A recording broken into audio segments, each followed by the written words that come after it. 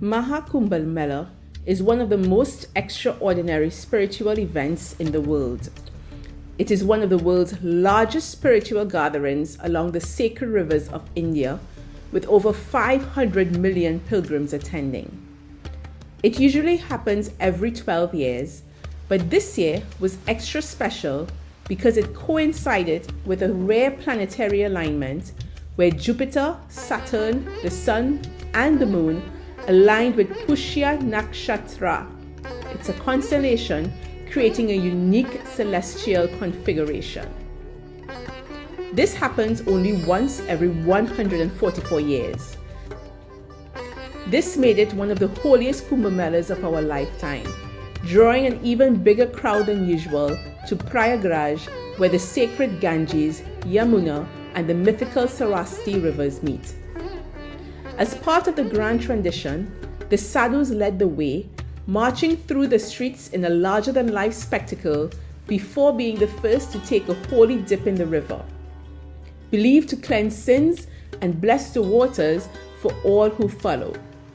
And follow they did, from politicians like Rajasthan's Chief Minister Bajandal Sharma to global celebrities like Coldplay's Chris Martin and actress Dakota Johnson. This year's Kumbh Mela attracted VIPs from all over the world. But not everything went smoothly. A stampede during their visit tragically led to dozens of deaths. Luckily, we arrived after this unfortunate incident, but it changed security rules, making access much more complicated and our journey way more exhausting than expected. So what was it really like being part of this massive spiritual phenomenon? Let's dive in and take you inside Maha Kumbh Mela. After what was supposed to be an 8-hour drive, but somehow turned into an 11-hour marathon, we finally made it to Prayagraj, and we were greeted by this.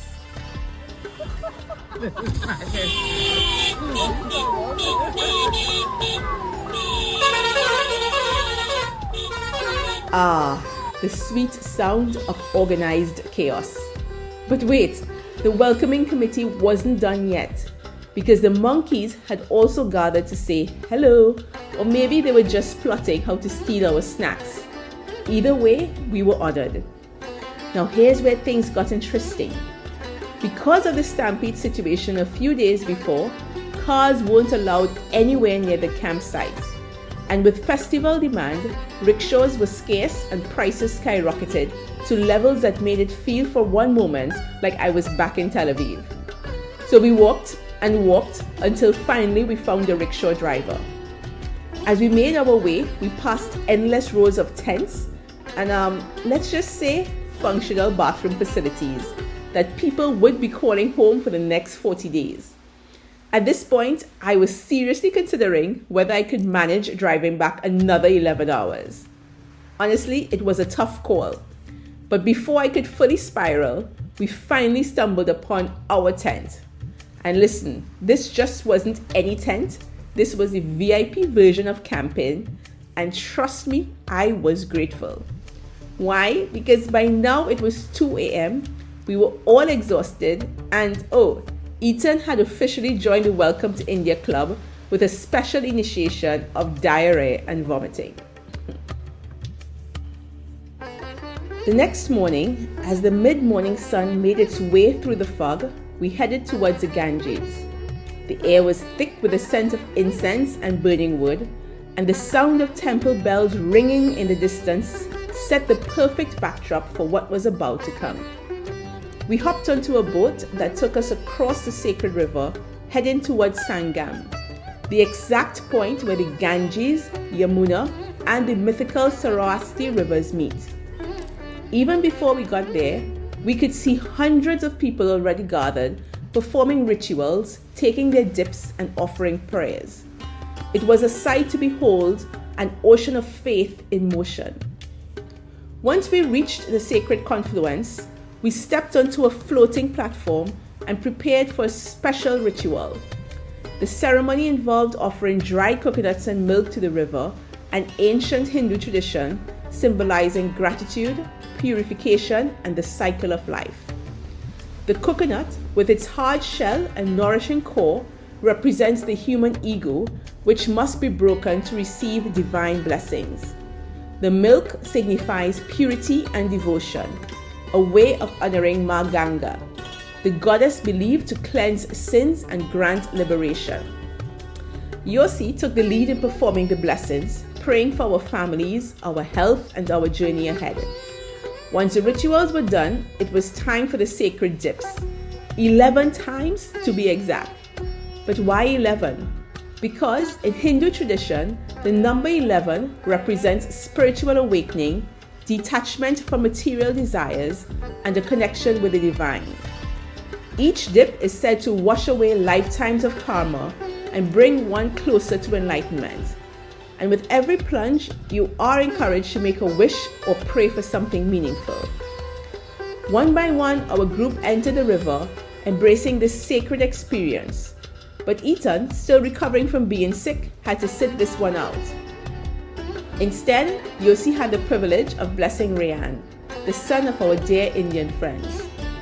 Now, I'd be lying if I said I was completely at peace with jumping into this water. I mean, come on, I had heard all the stories about the Ganges. Pollution, bacteria, questionable floating objects. Yeah, I was hesitant. But after some serious coaxing and maybe a little peer pressure, I finally gave in. The water was cold, murky, but surprisingly calm. And after much hesitation, I went for it. 1, 2, 3, 11 dips in. By the end, I was soaking wet, slightly overwhelmed, but somehow grateful for having taken part in something so ancient and sacred. But let's just say that the first thing on my mind after getting out of the water, getting back to my tent for the longest, deepest, and thorough bath of my life. And that, my friends, was my Kumbh Mela baptism. Equal parts spiritual, surreal, and slightly terrifying. Would I do it again? That remains to be seen. But for now, let's just take a moment to soak in this once-in-a-lifetime experience.